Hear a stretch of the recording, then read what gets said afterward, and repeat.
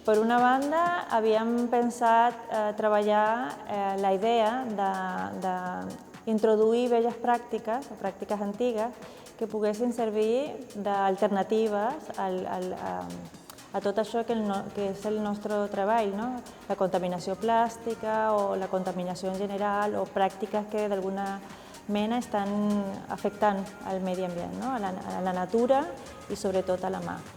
Bé, des de sempre he estat d'aquí de Mallorca, molt vinculat al moviment ecologista i aquestes coses.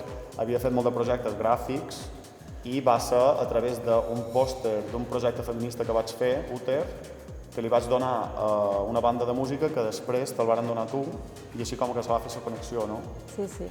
I després, en Brad, de Save the Met, va venir un dia en el meu taller, me va mostrar la feina que fèieu i clar, jo també m'ho vaig enamorar.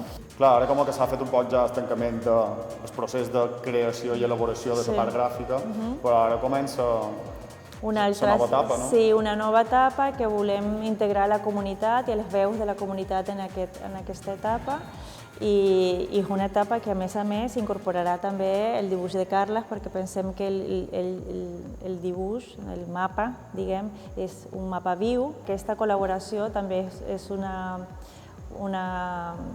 aventura feliç, no? Tot això sempre és un gustasso, un gustarro, compartir amb gent que a més compartim visions, activisme, preocupacions, no?